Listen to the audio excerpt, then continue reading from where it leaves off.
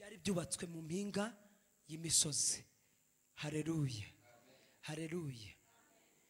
Mu mpinga y'umusozi umuntu ashobora kuzamuka umusozi nta kindi kimujyanye, agiye kukuzirikira muri uwo musozi, agiye kuguhambirirayo, agiye kukuboherayo, agiye kubohera urugo rwawe mu mpinga y'umusozi, agiye kubohera abana bawe mu mpinga y'umusozi, agiye kubohera business yawe mu mpinga y'umusozi. Nta kindi kimujyana. Umva uyu Balamu kugira ngo bajye kubaka ibicaniro mu mpinga y'imisozi, kandi byari na byinshi ngo ni 7, byari ukugira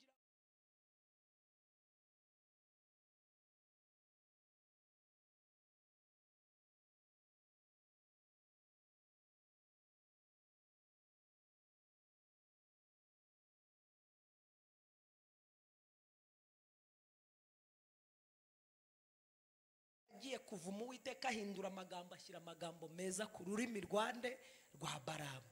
None se wowe rero ushobora kuba utaragize ayo mahirwe yo kuba uwashatse kukuvuma no kugutongera, Imana itaradeviye ururimi rwe ngo itereke amagambo meza ku rurimi rwe, ahubwo ikemera akarekura ayo magambo, kuko yari izi yuko igihe nk'iki, umwaka nk'uyu, itariki nk'iyi, tuzahanagura iyo mivumo. Haleluya, amen. Kandi tugasambura ibyo bicaniro byubakiwe muri izo mpinga y'imisozi. Gasanga umuntu bamwubakiye igicaniro, babonye afite umugabo mwiza, abana n'umugabo mwiza ukize, wamutetesha, umuroza akagira isharatisha, afite umugabo mwiza umutetesha, akazamuka mu mpinga y'umusozi. Yamara kuzamuka mu mpinga y'umusozi agatwara izina rye, agatongera, akavuma, akatura yuko agomba gutandukana n'uwo mugabo, akakwambura uwo mugabo. Uwo mugabo agomba kukugarukira mu izina rya Yesu. Haleluya. Niba uri umufiance, nanone uwo mufiance bambura umukobwa, hari umufiance bagutwaye, agomba kugaruka mu izina rya Yesu Kristo. Amen. Ariko mikorere yabo bagomba kubanza kugukoreramo kode y'icyaha bagushyiramo runaka. Muri icyo cyaha bakaba ariho bakutwara icyawe wari warahawe n'Imana. Mu cyaha bakaba bagutwara umugabo wawe, mu cyaha bakaba bagutwara iki, umufiance wawe, abana bawe, n'ibindi n'ibindi. Niyo mpamvu itorero rigomba kwezwa. Sema amen. Sema amen. Aha, ngaho taruka noneho ugende ku murongo waho. Tubona ibyo bicaniro byaranze byanze, simbuka wongere usome ku murongo wa 13. 13 wumve noneho barimutse, bagiye kuva ahandi bavumiraga, bagiye kwimukira ahandi hantu. Somera vuba. Baraki aramubarira atenda ngwino tuje ahandi, enda ngwino tujya ahandi, ushobora kubabona, aho ushobora kubabona, ubona uruhande rumwe rwabo, ubona uruhande rumwe rwabo rwonyine. Birashoboka rukaba ari uruhande rw'imibereho, igice cya ekonomi, cyangwa ari uruhande rumwe igice cy'uruvyaro, cyangwa ari uruhande rumwe igice cy'urugo, cyangwa ari uruhande rumwe igice cya sante, amagara yawe. Bati ndabona hano utari kumubona mu gice cy'ubutunzi biranze, ariko reka turebe ko twamufatisha mu gice cy'umuryango. Bati turabona ko byanze mu gice cy'umuryango, ariko hari mu rubyaro byakunda, twaboha igice cy'urubyaro bikanga. Turabona ku gice cy'urubyaro byanze, ari igice cy'amagara, umubiri we twawukora, uwo niwe twavuma bigakunda. Komeza wumve, ujya hitegeye uruhande. Si bose uheze ubamvumire uhagazeho. Nuko amujana mu gahinga k'isofimu. Aha, hano Bibiliya iravuga ngo ikinyarwanda ngo amujyana mu ishyamba. Komeza dusome twumve wowe. Amushikana ku gatwe ka Pisiga. Ahubaka ibicaniro 7. Nanone urumva hari ibicaniro 7 bya mbere bya Ferinzi. yongeye guhindura ubundi buryo yimukira ahandi hantu. Bibiliya y'Ikinyarwanda yavuga ngo amujyana mu ishyamba. Mwebwe muvuze ngo kuki? Ku mpinga, mu gahinga. Nicyo kimwe. Urumva bimutse bavuye muri opposition bagiye mu yindi. Agomba kuba mwitegeye noneho yigira mu ishyamba. Abariho yongera kujya kubaka nanone bya bicaniro stili bya bindi nk'ibya mbere birindwi. Kandi ibyo bicaniro birindwi target yabyo byibuke ni ukuvuma. Ntabwo ari ugutanga umugisha kuri abo bantu. Imana iturwanirire mu izina rya Yesu Kristo. Watsinze urupfu n'ikuzimu kinga ntihagire ukingura. Imivumo yose y'ibicaniro wubakiwe isambuke, n'ibyo bicaniro bisambuke mu izina rya Yesu Kristo w'i Nazareti. Ndagira ngo turebe uyu Baramu yari muntu ki, nubwo Imana yashyiraga ijambo ku rurimi rwe, ariko se Baramu yari muntu ki? Ese koko yari umukozi w'Imana? Ese koko yari umuhanuzi w'Imana? Nubwo yavugishwaga n'Imana, Imana igahindura amagambo igashyira ku rurimi rwe. Uyu Baramu yari umukozi w'Imana wuzuye 100%. Nicyo kintu tugomba kwibaza. Dusomere muri Yosuwa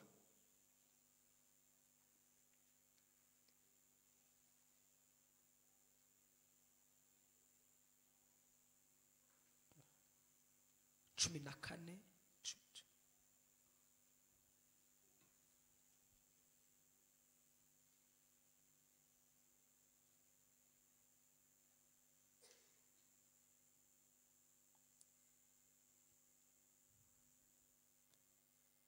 Marebe neza 13 murongo wa 22. Ndagira ngo wifuze umenye ngo uyu Baramu yari muntu ki. Wumva bashakaga kubaka ibicaniro ngo abikorereho birindwi bya mbere bya ferinze. Yagiye kure kuri Umuvumo, Imana itereka amagambo ku rurimi rwe meza y'umugisha, biranga. Ibicaniro birindwi n'ibitambo byari byatambiye kuri ibyo bicaniro bibera ferinze. Barahinduye bubaka indi opposition ku kanunga cyangwa mu ishyamba, bubaka ibindi bicaniro birindwi. None nabyo babitambaho ibitambo, ategereza kugira ngo avume. Dusomere Yosuwa 13:22. Yosuwa 13:22, uwo murongo gusa. Kandi na Baramu mwene Beori w'iki? Umumenyi. Mwebwe mumwita ngo iki? Soma noneho mu Giswahili noneho rero. Nagira ngo uhise wumva ko kantu rekera rwose. Wumvise ko Baramu yari iki? Yari umupfumu. Yari umupfumu. Urabisobanukiwe neza noneho. Ubundi hariya mu kubarura we wibaga ngo Imana irimo iramushyira ijambo ku rurimi rwiza, agahanura akavuga ibyiza, ariko Bibiliya ihise igwishurira uwo Baramu ko atari iki? Ko atari umuvugishwa nyakuri w'Imana, ahubwo yari umupfumu. Ngaho dusomere y'Igiswahili wumve. Bibiliya yavuga y'Igiswahili ngo Baramu huyo mchawi.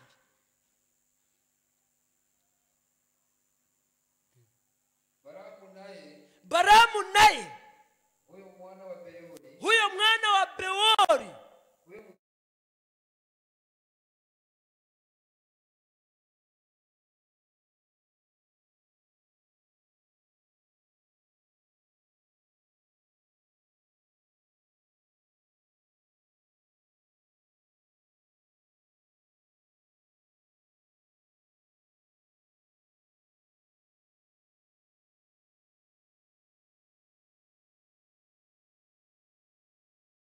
sema amen. No, uyisobanukirwa ko uyu Baramu yari umurozi cyangwa umupfumu. Bagiyeho ngo yubake ibicaniro, babitange ibitambo bitandukanye, bimwe mu mpinga y'umusozi, ibindi babyubaka mu ishyamba. Ariko ateruye yagiye kurekura umuvumo ngo avume. Uwiteka ahindura ururimi rwe rutangira kurekura iki? Umugisha. Haguruka ku birenge byawe dusenge.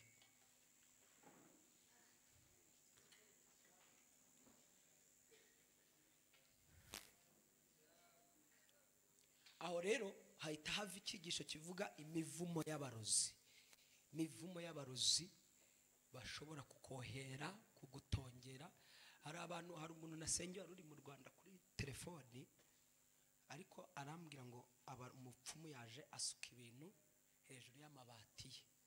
None ndiko munamusengera, umwuka wera ambwira yuko ari amazi y'abapfuye baje bagatera hejuru y'amabati.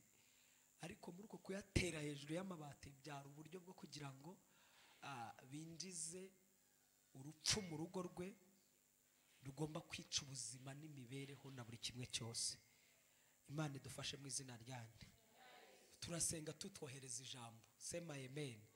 Biravuga ngo yohereza ijambo rikadukiza indwara kandi rikatubuza kujya mu mva. Semene amen. Tugiye gusenga Imana rero. Haleluya. Ubaye uri hano utarakira Yesu Kristo nk'umwami n'umukiza n'umucunguzi w'ubugingo bwawe, uwo muvumo ni wakuvaho. Niko twasenga kose ugomba kubanza gufata ubwishingizi muri Yesu, ukakira Yesu Kristo umwami n'umukiza n'umucunguzi w'ubugingo bwawe. Hanyuma noneho sasa ukagira uburenganzira ko mugisha yo mu bwami bw'Imana, ugakurwaho iyo mivumo y'abantu n'abo barozi, izina ryawe rikava kuri ibyo byicaniro by'abarozi ndetse na Satani. Mbere yuko twinjira muri aya mavuta rero, zamura ikiganza cyawe ubaye uri hano utarakira Yesu Kristo umwami n'umukiza n'umucunguzi w'ubugingo bwawe, tarabatizwa mu mazi menshi, utarahagarara imbere nk'aha ngaha ngo abantu bagusengere kubw'iyo mpamvu. Zamura ikiganza cyawe urimo, ari we duheraho.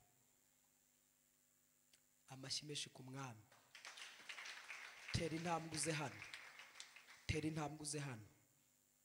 Hari uwundi, niba hari uwundi nawe azi. Ntabwo yaje ejo oya, ejo ntabwo nigeze mpamagara abakira agakiza. Ntabwo ejo nabahamagara. Si ubwa mbere uje ahantu nk'aha. Dimashi waje mu bakijijwe, mu bakira agakiza. Byararangiye, wowe subira mu mwanya wawe. Wowe wamaze kwakira agakiza, igisigaye tuntu kubatiza mu mazi menshi. Ntuzongere guhaguruka, wizere ko wakiriye agakiza. Twese rero reka tuzamure ibiganza byacu.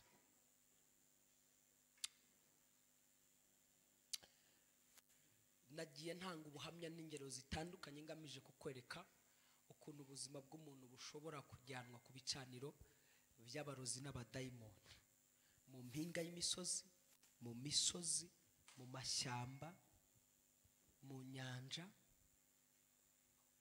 mu myobo miremire, mu myobo, mu buvumo, ahantu hatandukanye. Ugasanga ubuzima bw'umuntu bwarazirikiwe ahantu hatandukanye. Ariko tugiye gusenga Imana kugira ngo ahantu hose ubwami bw'umwijima bwaragufatiye bugashaka kukuboha, tugiye kuhasenya mu izina rya Yesu. Tohereza umuriro w'Imana. Nitumara kohereza umuriro w'Imana umaze kuharimbura, tuhavane ubuzima bwacu. Amen. Uhavane ibirenge byawe, amaboko yawe, amaguru yawe, amazina yawe, imibereho yawe, urubyaro rwawe, abana bawe, amafaranga yawe, amahirwe yawe, impano zawe, byose bigomba kuva kuri ibyo byicaniro by'abadayimoni. Haleluya. Vuga uti mu izina rya Yesu Kristo, wo nizeye ngakizwa, ngahabwa ubugingo buhoraho muri we, nkababarirwa ibyaha, nkitwa umwana w'Imana. Simbishidikanyaho ko ndi umwana w'Imana, 100%. Ndi umwana w'Imana ihoraho. Niyo mpamvu muri uyu mwanya nyimara gusobanukirwa ibicaniro by'abadayimoni, by'abarozi, by'imyuka mibi byubakwa mu misozi, mu mashyamba, ahantu hanyuranye hatandukanye, uyu munsi ndi ku gicaniro cy'Uwiteka Imana ihoraho, ndasambura igicaniro cyafata amazina yanjye, ubuzima bwanjye, urugo rwanjye, abana banjye, imibereho yanjye, umubiri wanjye, urubyaro rwanjye, amahirwe yanjye, akazi kanjye, ubutunzi bwanjye. Nagenewe nihoraho, niyandemye. Uyu mwanya ibyo bicaniro ndabisambura ibifatiriye urugo rwanjye nduvanye ku bicaniro by'abarozi n'izina rya Yesu Kristo w'i Nazareti. Amafaranga yanjye yajyanywe ku bicaniro by'abadayimoni nyavanyeyo n'izina rya Yesu Kristo w'i Nazareti. Amaraso yanjye n'inyama z'umubiri wanjye byajyanywe ku bicaniro by'abadayimoni nzivanyeyo n'izina rya Yesu Kristo w'i Nazareti. Uwanjyanyeyo umuriro w'Imana umutwike mu izina rya Yesu Kristo w'i Nazareti. Aha, wumvise ko ijambo ryavuze ngo uwo Baramu Abisiraheli bamwicishije iki? Inkota. Uwakujyanye mu barozi kukurogesha, kakujyana mu bicaniro by'abadayimoni utitaye uwariwe, niba ari so, niba ari nyoko, niba ari murumuna wawe, niba ari mukuru wawe, niba ari uwo muvukana cyangwa ari umuvandimwe, niba ari n'uwo musengana, utwihishemo umurozi, akaba twihishemo ari umurozi aza kuturoga. N'aya masengesho turi gusenga nawe asenga roga, tutitaye ku wariwe, yaba ari umuhanuzi, yaba ari umushumba, yaba ari pasiteri, yaba uwo ari we icyiciro cyose yaba abarizwamo. Bwana asifiwe sana. Agomba gupfa mu izina rya Yesu.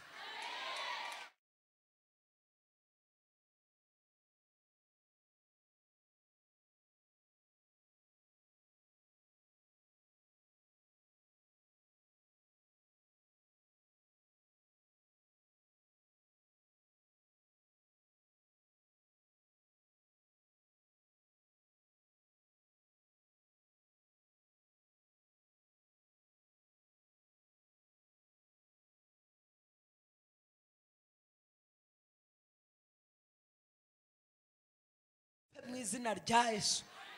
Haleluya. Vuga uti mu izina rya Yesu Kristo.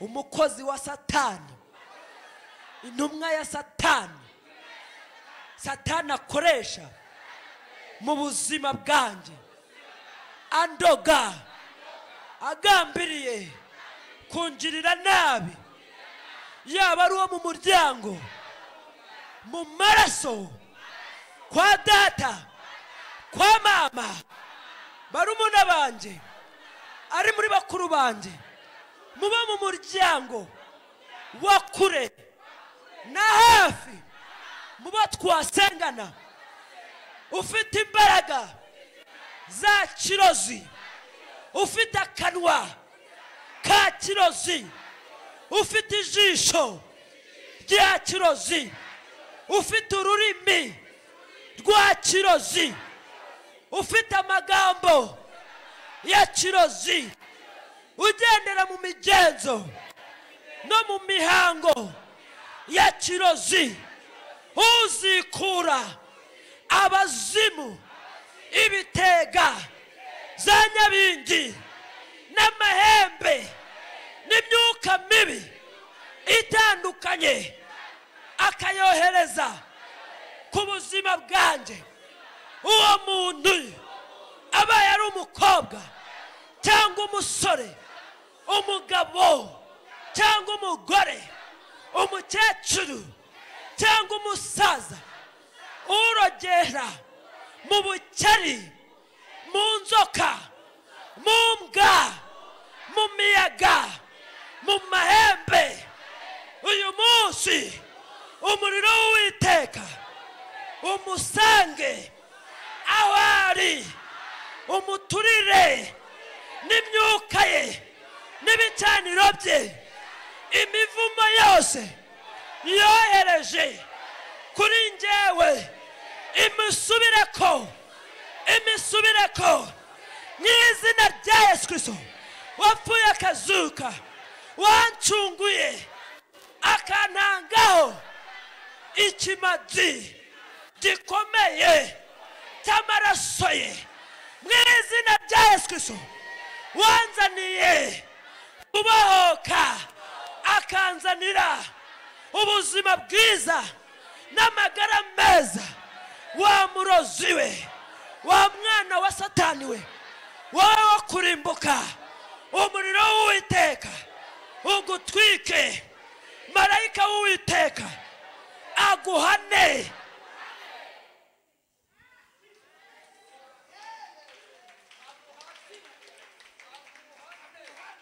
zopete sekria iliyobodeze ilibeze tekeleze sikelebese marayika w'Uwiteka aguhane aguhane ahanu no murozi aguhane ahanu no mugizi wa nabi aguhane ahanu urogesha aguhane ahanu urogesha imisozi aguhane aguhane marayika w'Uwiteka marayika w'Uwiteka marayika w'Uwiteka urimbuke urimbuke urimbuke urimbuke izina rya Yesu.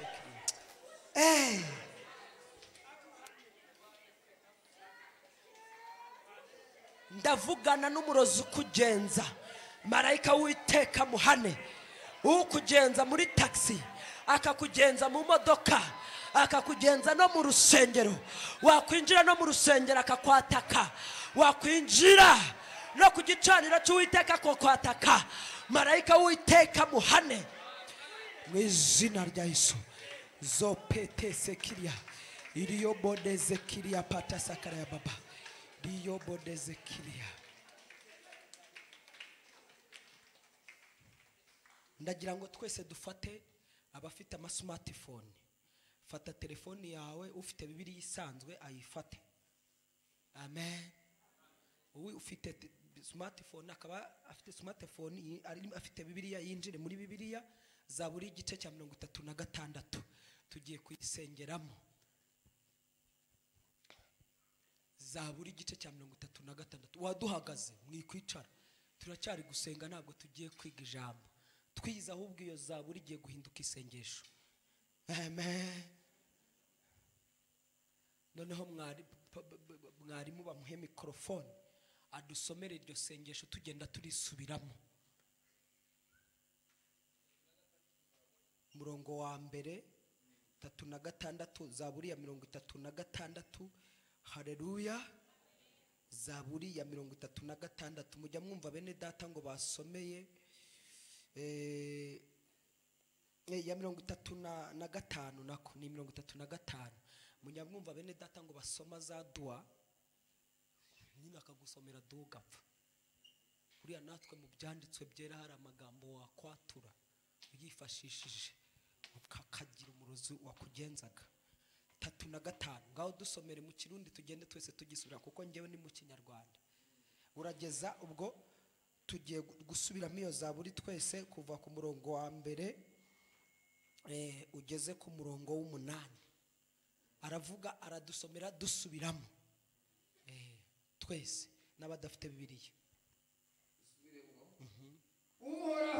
uhoraho we burana n'abamburanya rwana n'abandwanya fata inkinzo nini na ntoya uhaguruke kugira ngo untabare kandi usore icumu n'ikinyito urwanye abamiga ubarire umutima wanje uti ni njyewe gakiza kawe abarondera ubugingo bwanje bamaramare bateterwe abangira inama yo kungirira nabi basubizwe inyuma bicwe n'isoni babe nk'umuguruka utumurwa n'umuyaga kandi umumarayika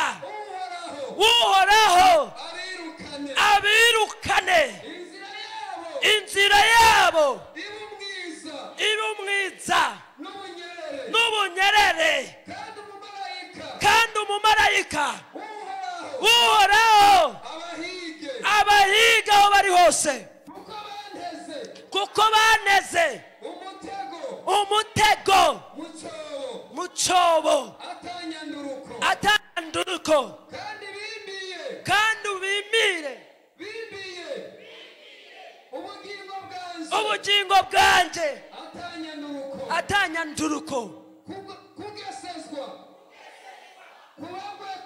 kubagweko giturumbuka kandi umutego bateze abe aribo ufata ubwabo bawugwemo bagezezwe. Amen. Zopete sekiria urioba. Wumvise ko hari imitego baguteze. Batega imitego ubugingo bwawe.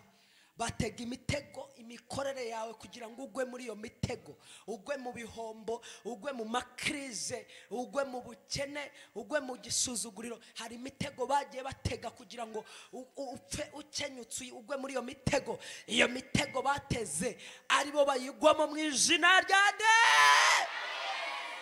Vuga uti mu izina rya Yesu Kristo. Izina rindoga ry'umwana w'umuntu rimvuma aho riri hose n'ibyo rikora. Marayika w'Uwiteka arisibanganye mu izina rya Yesu Kristo w'i Nazareti. Abari bafite ijisho rya kirozi bandeberagamo mu birori bisambuke. Hari indererwamo za kirozi ku buryo reka nkubwire niki kizakubwiza yuko umurozi ukuroga akureba aho uri hose. Ushobora kwinjira nk'uko mu rusengero nkanga igitotsi kigagukubita cyangwa kumva umutwe utangiye kukurya. Aho uri wakwinjira muri taxi kumva ikintu kigukubitiye muri taxi. Waba uri mu rugo waryama ibintu bikaza bikakuniga. Bivuga ngo hari ibyo bita ucawi wa kiyo.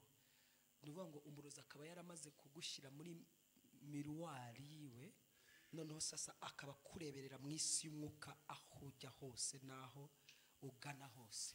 Niba wakubiswe n'agakrize wowe waza ukaguti ahari reka njye kureba pasiteri wenda yanyibuka. Wanzaho wa murozi kwaba kureba aho ugeze akaba yantera umutima wo kutaguha, wo kibwira ngo ni ngiye ukwimye kumbe nizambaraga zigukontorora, cyangwa wabuze ngo uze kugira ngo usengere gutyo. Wa murozi kuboshye neza neza nkumva gesi nkumva ndakwanze ntabishaka, nkumva sinshaka kugusengera. Hari umudamu nabibwije ukuri njye bundi muri kamere yanjye mba umunyakuri.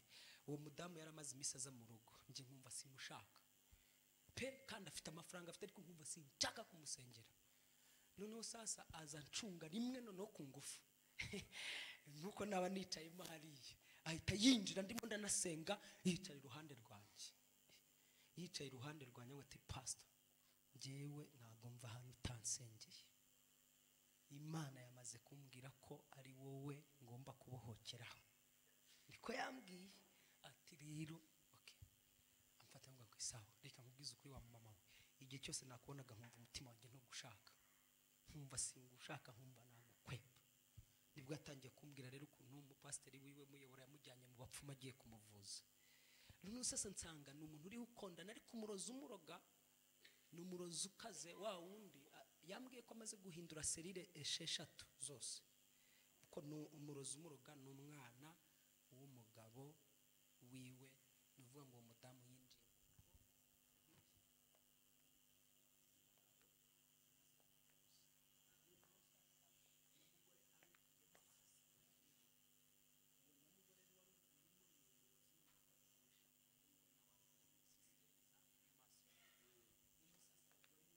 muri izo system za Freemason. Niyo wakinga gute aca hose, niyo wahindura amaserire inshuro kaja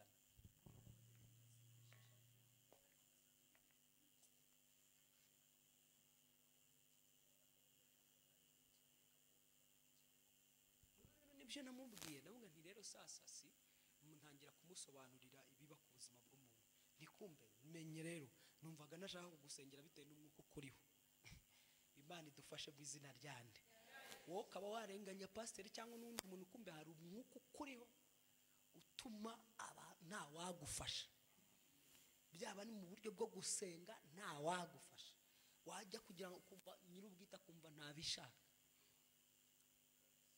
Imana idufashe mu izina ryande uyu murozi rero agomba gupfa ubaye ugendwaho n'umwuka umeze gutyo tunahukumu kifo kwa damu ya Yesu haleluya tugiye gusoza isengesho uvuga uti mu izina rya Yesu